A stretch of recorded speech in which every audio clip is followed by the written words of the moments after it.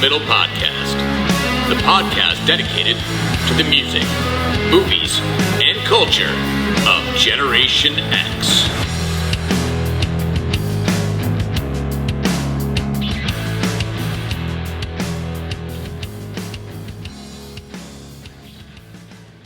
What is up, slackers, and welcome to another episode of the Stuck in the Middle podcast. I'm your host, Jason Eck, and hopefully some of you are joining me here on YouTube as well for the video version of the podcast. So there's been a couple of bands that have been in the news recently, at least if you are following different types of music. Certainly on social media, it's very easy to access a lot of things. Two bands in particular, Anthrax and Megadeth, are currently on tour. Now, Anthrax, as we'll come to talk about in a little bit, my all-time favorite thrash band. We're going to use the term thrash just because there's really no other kind of description you could use for them. And Megadeth has put out a new record, in part because I think Dave Mustaine, who's been recovering from some really intense physical and medical challenges, really wanted to get back out there, wanted to prove that he can still go. And this record, if it's any indication, very, very good.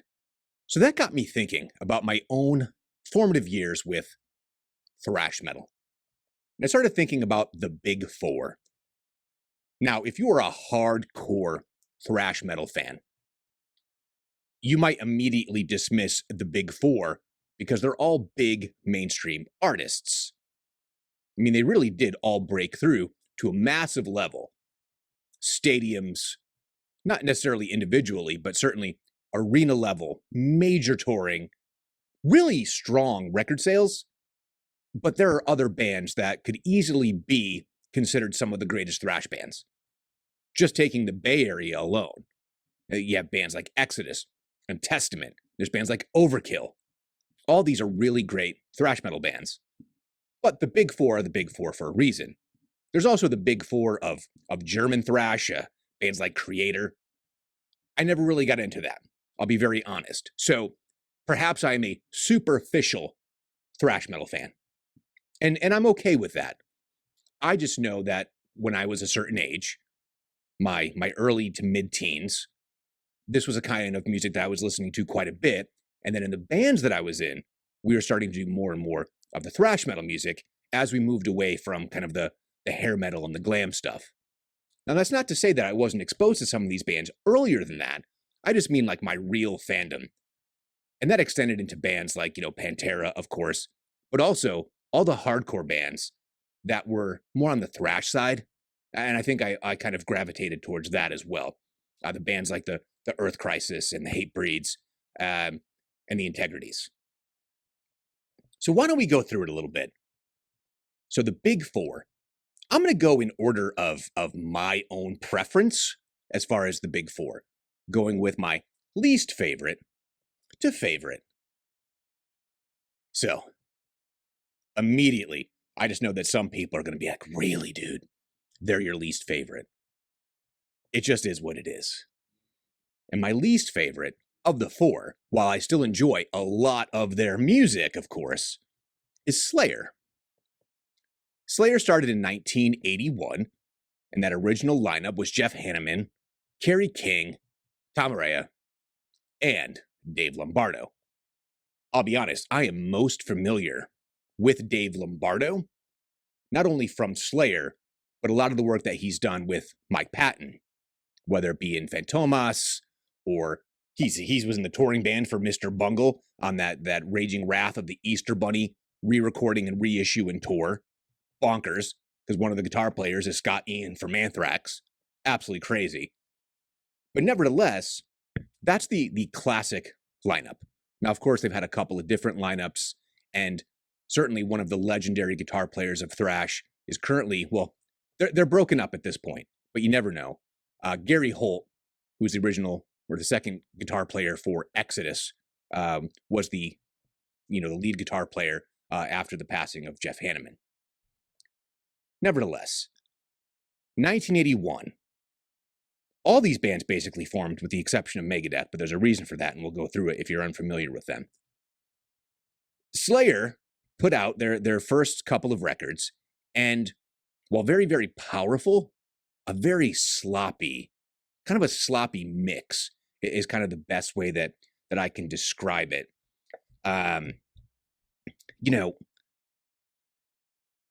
to me, I was first really heavily exposed to Slayer, like many people were with Rain and Blood, right? So Rain and Blood was their first recording with Rick Rubin from Def Jam, primarily known for working with hip hop groups, Run DMC, Beastie Boys, but also bands like Slayer, Red Hot Chili Peppers, and later on, Johnny Cash. Just a very kind of an interesting and eclectic guy as far as music that he's interested in. So those first couple of records, they're very, very muddy. So like Show No Mercy and Hell Awaits. You can hear the power, right? They've got these sinister undertones. They're talking about demonic imagery, which is interesting because Tom Araya says that he is a practicing Catholic and goes to mass every week. So there's the art versus the person.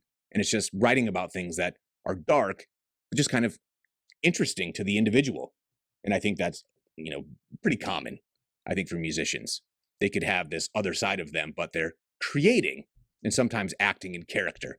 And I think that provides for some interesting music.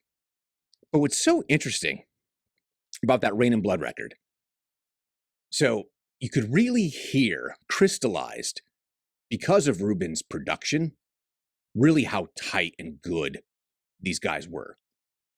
I don't love the drum production on Lombardo's drums with Rick Rubin, but nevertheless, that record, given its cover art, given its subject matter, that almost went platinum, which is unbelievable to me, because maybe at one point I just assumed they had gone platinum, but maybe on like a Seasons in the Abyss or something like that. But no, Rain and Blood moved like something like 766,000 copies. So well above gold at that point. There's nothing really in between from a rating perspective between gold and platinum.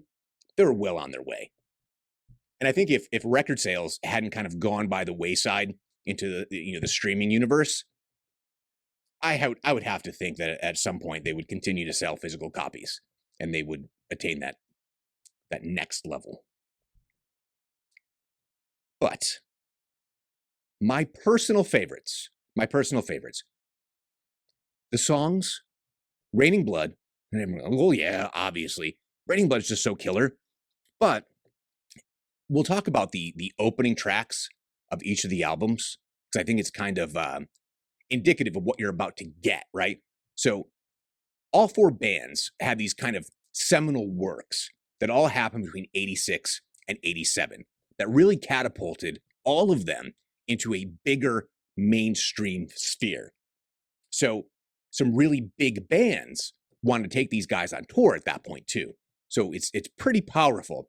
And I think the opening track always sets the standard for a record. So Angel of Death is also a killer song by Slayer. And I personally, and people will be like, well, that's almost Slayer goes pop. The song Seasons in the Abyss, I just think it's a killer tune.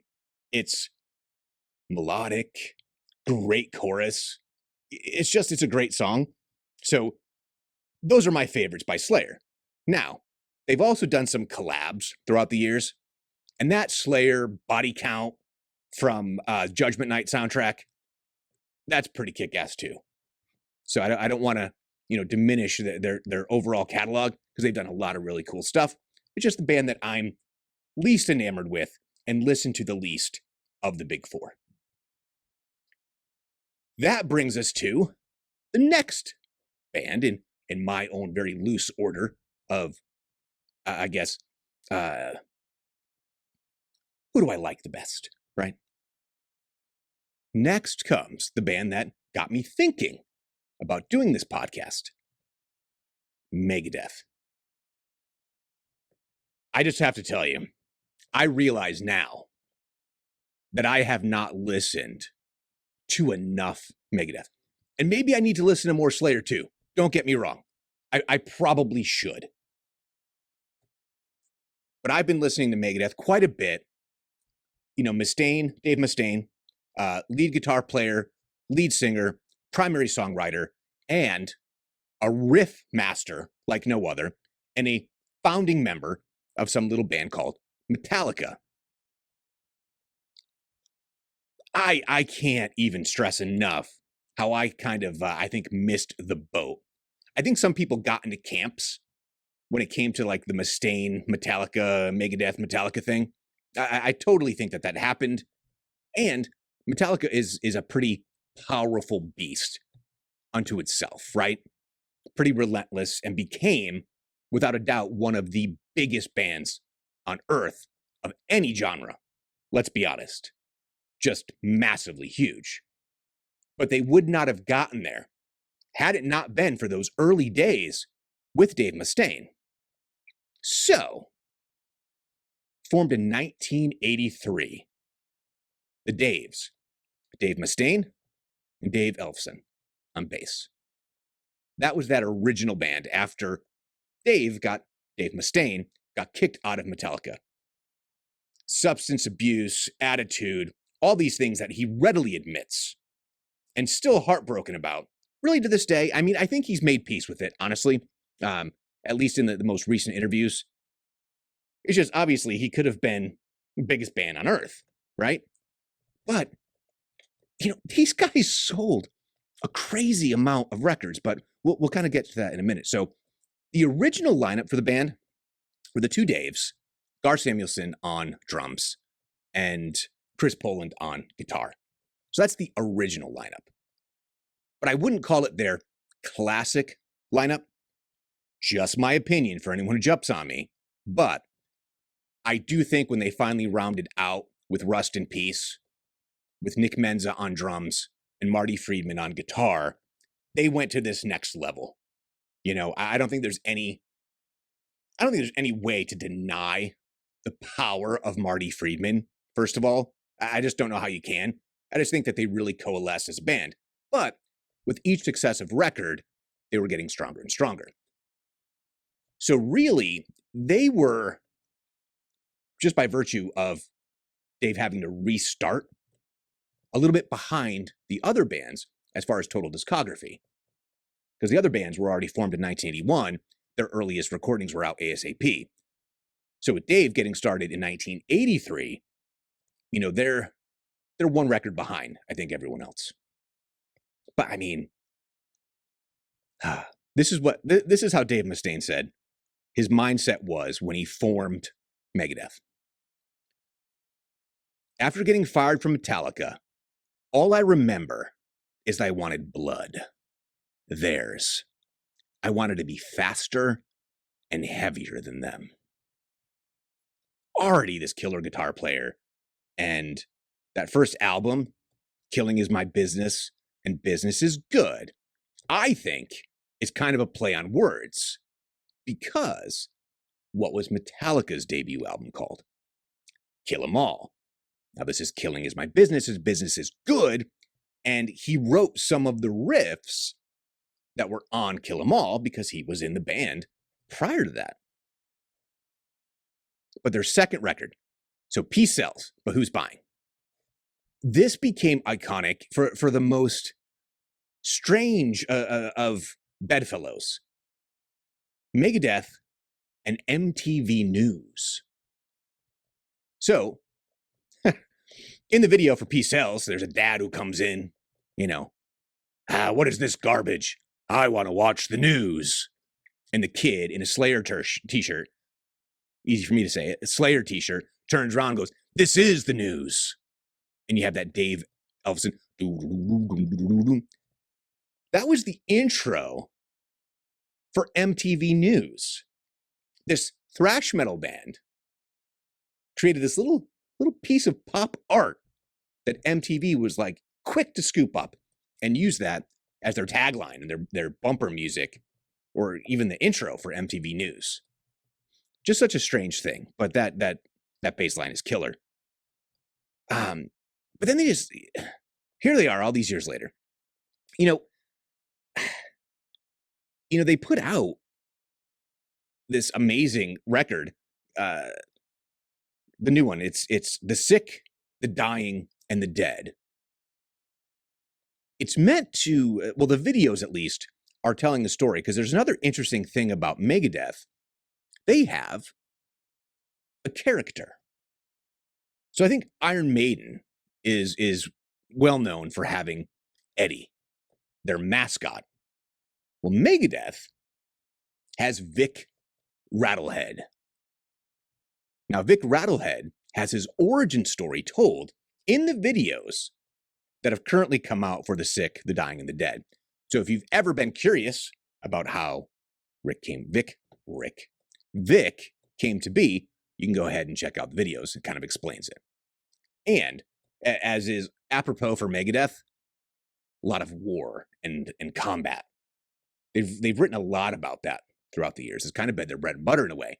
And it's just interesting. It's kind of fun stuff. But they have sold.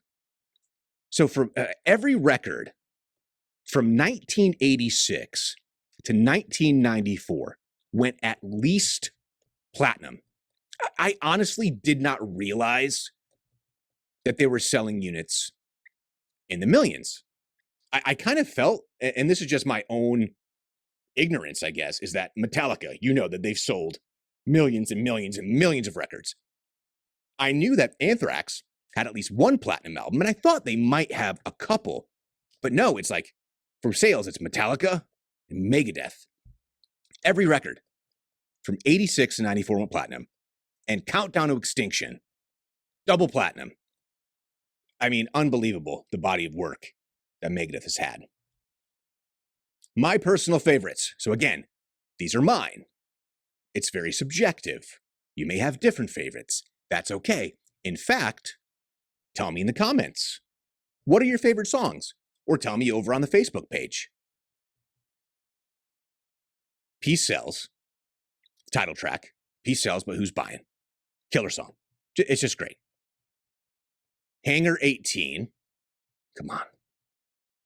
It's sick all the way around. Symphony Destruction. Yes, I know. It's a big hit, but it's also a killer song. I mean, it's just a great song. It's also indicative of a certain time period, I think, for all the bands that we're talking about. Not a crisis of identity, more a natural evolution that happened around that time. There's also some different things happening in music as a whole that I think lent itself to a track like Symphony of Destruction. And finally, my personal favorite, my favorite is Train of Consequences.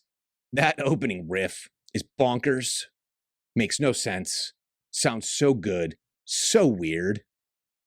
I just love it. And it's got a great chorus. I think that Dave Mustaine has such a unique and distinctive voice. And he calls himself a vocalist, not a singer. And I think that's fair. But he has a good tone. There's just something powerful about it. But he wouldn't be considered like anywhere near like a Bruce Dickinson or a Joey Belladonna, right? But he has something so unique that's so uniquely Dave Mustaine. So that, my little recap of Megadeth. Metallica is up next. I know, they're supposed to be number one, right? That's everybody's favorite. They're number one. They've sold all the units. Totally agreed. They've sold all the units. I've seen them in concert many times. Many times. Always a killer live show, without a doubt. But not my favorite of the bands. So, like all the others, with the exception of Megadeth, 1981. I mean, you look at pictures of all these guys, by the way. Just, they look like babies. James Hetfield, Lars Ulrich, Dave Mustaine, later Kirk Hammett, Cliff Burton, Later, Jason Newsted, Rob Trio. Again, Bay Area thrash, very much influenced by European metal, so the new wave of British heavy metal. And they just become gradually this juggernaut. But what's interesting of all these bands, Metallica is the first one that I heard, but in an odd place. So I've mentioned before on the podcast, my parents were very young.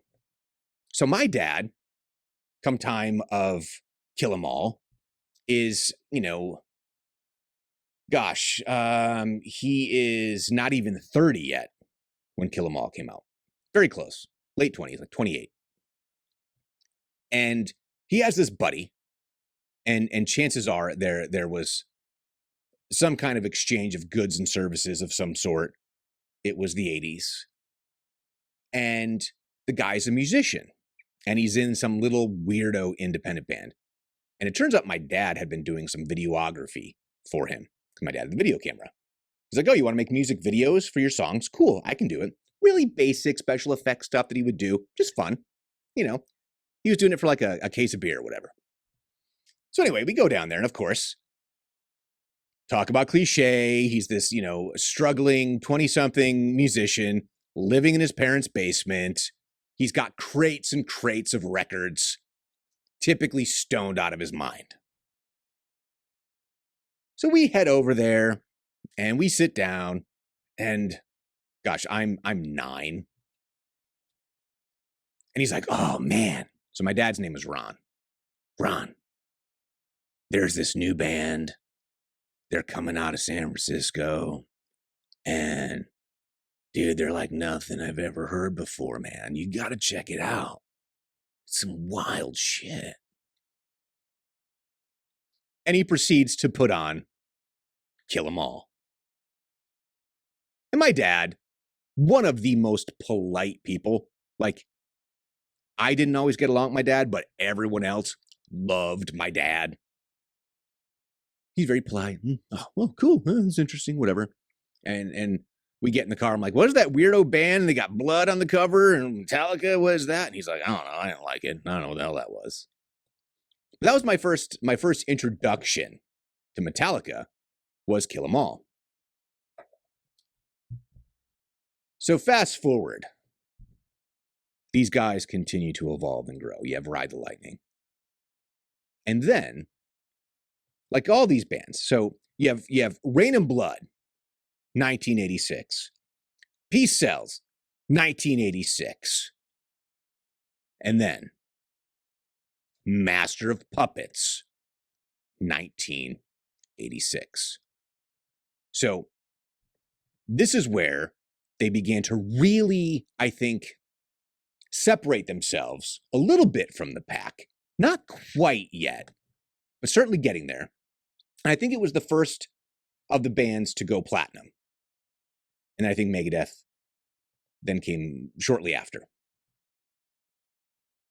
But to me, as much as Master of Puppets is considered this kind of groundbreaking album, and it certainly was, my favorite Metallica record, and for all the Cliff Burton purists, I get it. Do not get me wrong. Love Cliff. His contribution to the band, just unbelievable. Different than anyone else in all these bands, right? The bell bottoms, just completely different approach to things.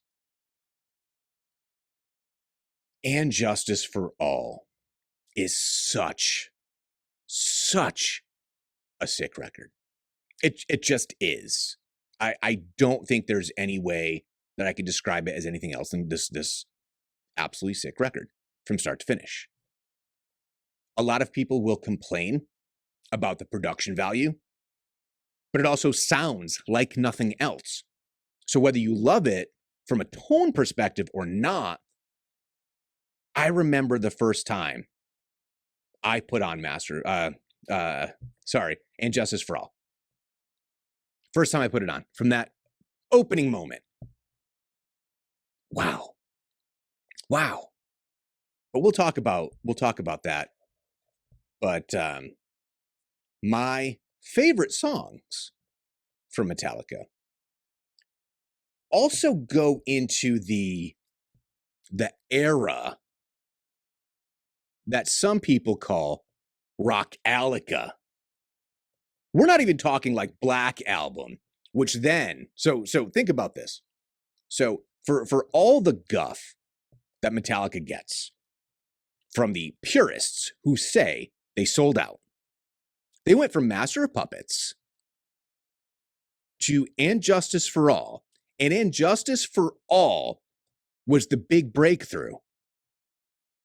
And in my opinion, heavier than Master of Puppets. Sounds like nothing else. They finally release a single, which you wouldn't consider really a ballad, although it was kind of presented that way. Of course, talking about One. So they kind of did it on their own terms.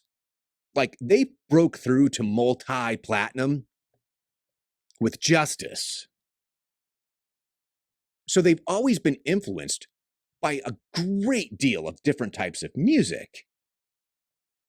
So by the time they get into the studio with Bob Rock and record the Black Album, I mean, they don't have to go fast anymore if they don't want to. They looked at all their peers, like Dave Mustaine said, I want to go faster and harder. And they kind of responded to all the bands and do And Justice for All. Right? I mean, it's just an unbelievably fierce album. So they can follow it up with the Black Album. You can call it their pop record, whatever you want to call it. Doesn't matter. But can you imagine if Bob Rock produced Justice? Wow. Well, Jason Newsted would have been happy. Because, man, his sound, his tone on the Black Album is amazing. But to think that they didn't get to those heights the hard way and on their own terms, come on. I mean, they were an arena band with Justice. They were a stadium band, the Black Album. So my personal favorites. Sanitarium. It just reminds me of high school and driving around. Blackened, opening track from And Justice for All. This is where, okay. Master of Puppets. Love Master of Puppets. I love Hero of the Day from Load. I don't care. I don't care what anyone says. It's a interesting tune. It's a great rock song. And I've always found it to be really, really good. I'm not saying I loved the Load and Reload records as a whole, but hindsight, got some good songs on those records. Some really good songs on those records. So I can't really, call them sellouts. I mean, come on. Give me a break. They're Metallica. They've reached such heights. You can't really fault them. Now, that being said, some of their later records, I know some people said they kind of had a return to form. I definitely didn't do that whole Saint Anger thing. And, there's, I'm trying to remember the name of the last record without looking it up. Death Magnetic, I think, was the last one, which is definitely a little bit more of an homage to earlier days. Definitely heavier, thrashier. But I think Load Reload was their last kind of masterpiece records, but I haven't listened to the later catalog as much. So really any of the bands, some of their later stuff, anything that was really happening in the 2000s, 2000, new millennium, with the exception of the next band that I'll be talking about, I haven't really listened to. So it's kind of unfair for me to judge it. But tell me, what are the later Metallica records like? Are they good? Are they worth a listen, start to finish? Let me know. So finally, my favorite of the big four who were in my state just this past weekend, and just from scheduling conflicts and travel, it wasn't going to happen. was Anthrax, Black Label Society, Hatebreed, and a whole bunch of other bands out in Worcester, Mass, about 45 minutes away. I just couldn't make it happen. I have never seen Anthrax. It's just always been the wrong place, wrong time. Like every time. I couldn't even go see them when they were opening up for Ozzy back in the day. Just, it wasn't going to work. I didn't have a way to get there. I wasn't old enough. So also formed in 1981. However, they're out east, New York City. Certainly entrenched in that CBGBs and the hardcore and the punk. So a little bit of a different, I think, how do I put this? A different influence set, I think. Something different culturally. There's also something unique to New York versus a San Francisco or an LA. Just different life, different kind of living. And I think that comes through in Anthrax's music. But they were started by Scott Ian Rosenfeld. Not the original drummer. Charlie's not the original drummer. I think that was Greg. Is it Greg D'Angelo? He was the drummer for White Lion, I think, at one point. Yeah, Danny Loker on bass. Neil Turbin on vocals. I think Danny Spitz was there in the original. Nevertheless, they had Fistful of Metal. So what's interesting is they all formed in 1981, but Anthrax, their record releases have always been a little bit out of sequence with the rest of the band. So either by design or by happenstance. Just always a little bit off. So all those really, like I just mentioned, the 86s, right? All the 86 records. Anthrax's record that was the breakthrough was 87, because they had a record in 85 instead of 84. Just always just a little bit off. And I don't know if that really means anything to the trajectory of their career, but I will tell you this. Not a big Neil Turbin fan. Denny Loker did just fine going on to form Nuclear Assault. Still jamming with his boys, Charlie and Scott, on SOD, on Billy Milano. So they brought in Charlie's nephew, Frankie Bello. So here you have a rhythm section that are family. Come on, can't get any better than that. And then they brought in Joey Belladonna on vocals. And man, can Joey sing. Could back then, can still today. But I came to find out about Anthrax in a seemingly strange place, but as many of us do, it's through our friends, our relationships. And a buddy of mine was really into skate culture and comic books. That's kind of how we first bonded. So over comic books and video games, and then expanding into music. We went and saw David Lee Roth together. I think it was David Lee Roth and Poison. But he was also starting to listen to more underground music. And Anthrax was definitely listened to by the kids who read Thrasher magazine. Because the look of Anthrax, post that very early, leather and denim, began to morph into something very different. The jams and the t-shirts and Tweety Bird, just fun stuff. And they were wearing Vans, and they skated, and they were into different types of music, and they were telling you how much they loved Fishbone and Public Enemy. Just a completely different vibe, and much more in tune with my sensibilities. Plus, this was one of my best friends. It's like, you got to listen to this. And he had the Indians single. It's like, check out the song, And there's the whole war dance breakdown. Killer. And then we began to listen to Among the Living, the whole Among the Living record. So I just kind of fell in love with them.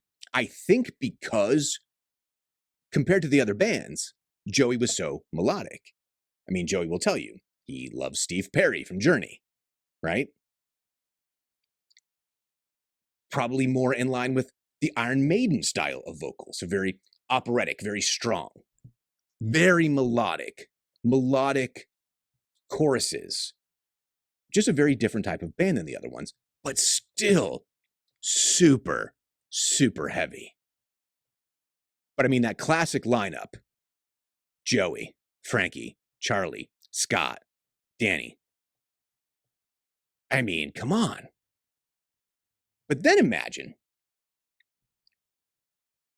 there's a B-side that's released like in the UK of some rap metal hybrid. I remember saying they were in like the Public Enemy and they were friends with the Beastie Boys. And they wrote this song and they wanted to have the Beastie Boys rap on it. Timing didn't work out, whatever it was. And they record I'm the Man.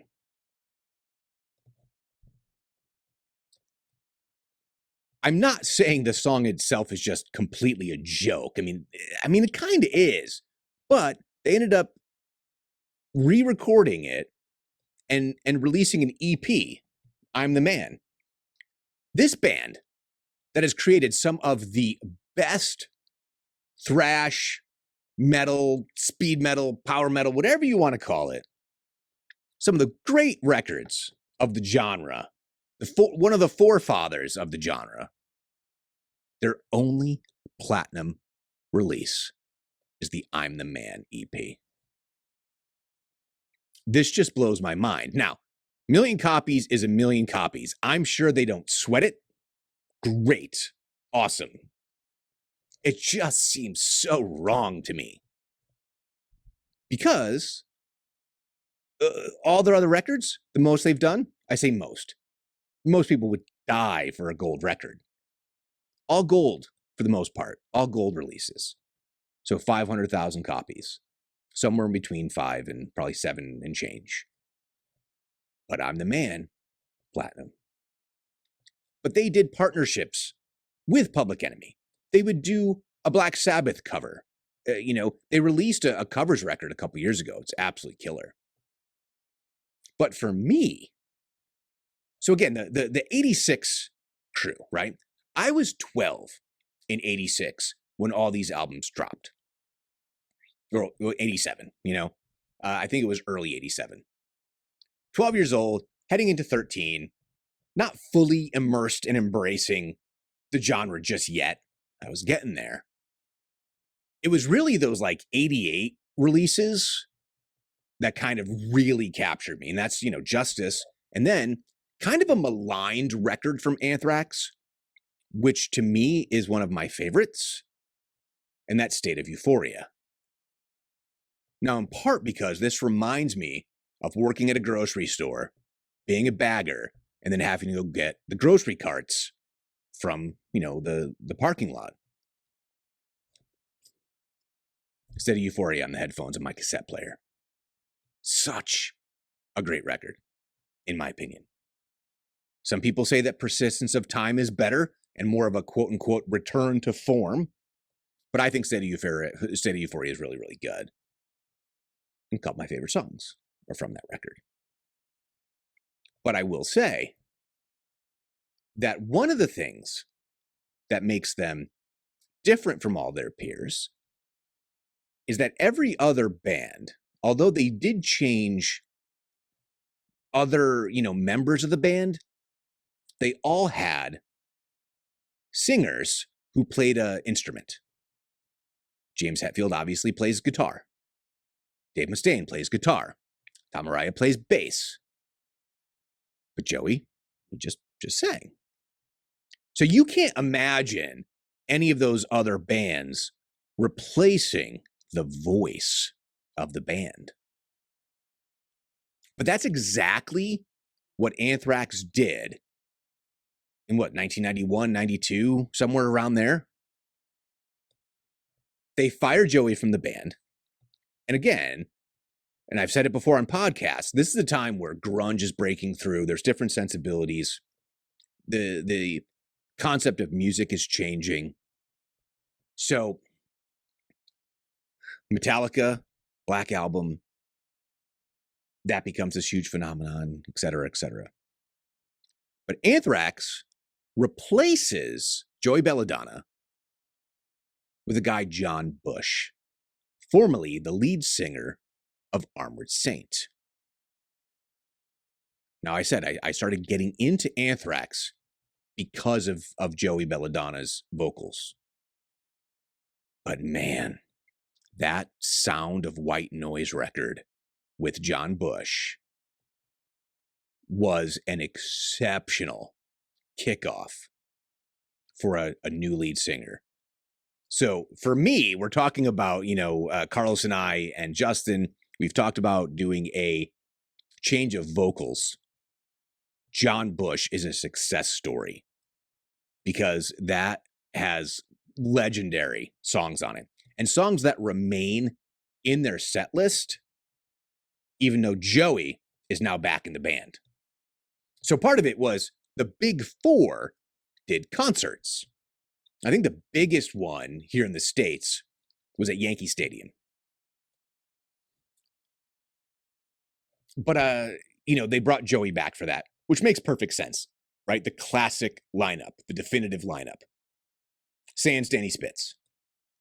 I think Rob Caggiano was playing guitar for them at the time.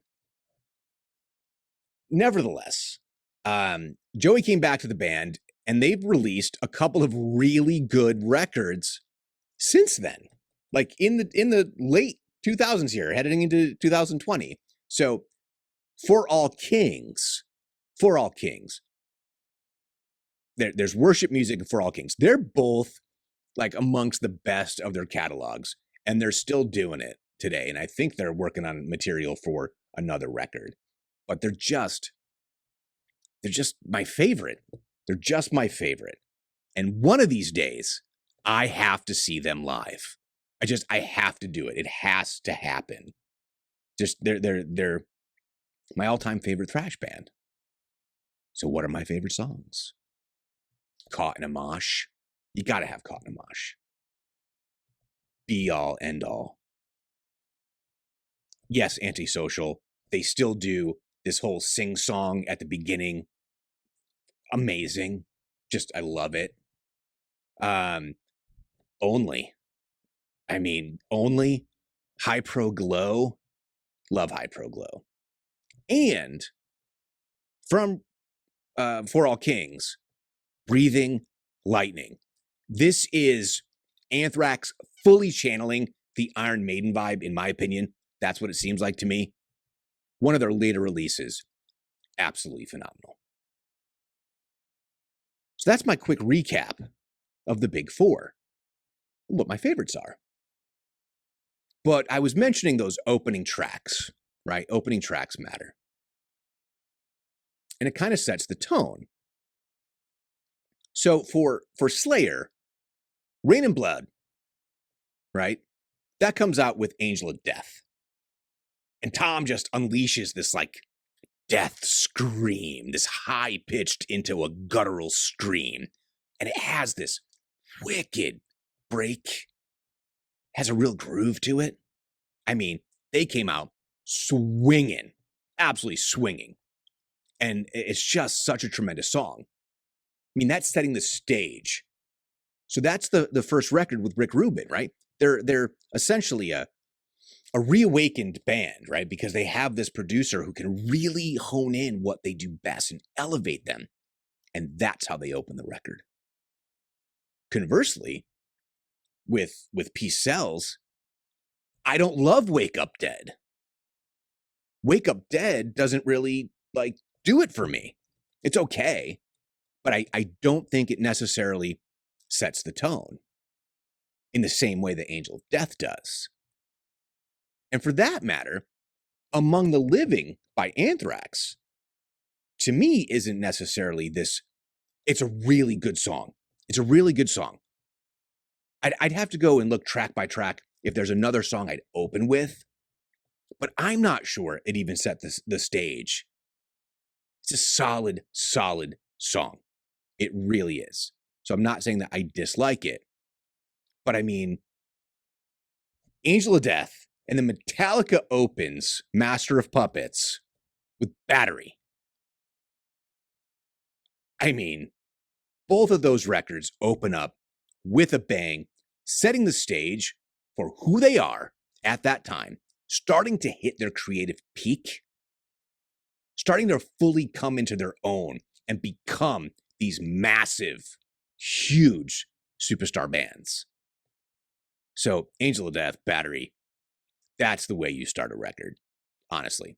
Which is where State of Euphoria by Anthrax, that opens, right? That opens with Be All End All. And Justice for All opens with Blackened. That's how you open a record. So it's just so interesting to me of like how all of these bands ran in parallel to each other. So again, not to dismiss, as I said at the top of the show, the legacy of bands like Exodus and Testament. They're good bands. And Testament, I was listening to some Testament, and Alex Skolnick, who's now like a straight up jazz player, is a sick guitar player. Really good. And Chuck Billy, dude is really good. They're solid. And then there were bands that were like, Death Angel and Overkill. I mean, Bobby Blitz, nuts, but good shit, truly. So there's a lot of really great music. So let me know either via social media or down in the comments here on the YouTube channel or in the comments over on my Facebook page, which is Stuck in the Middle, a Gen X podcast. Instagram, Twitter, here at YouTube, at StuckPodX. You can email me at stuckinthemiddlepod@yahoo.com.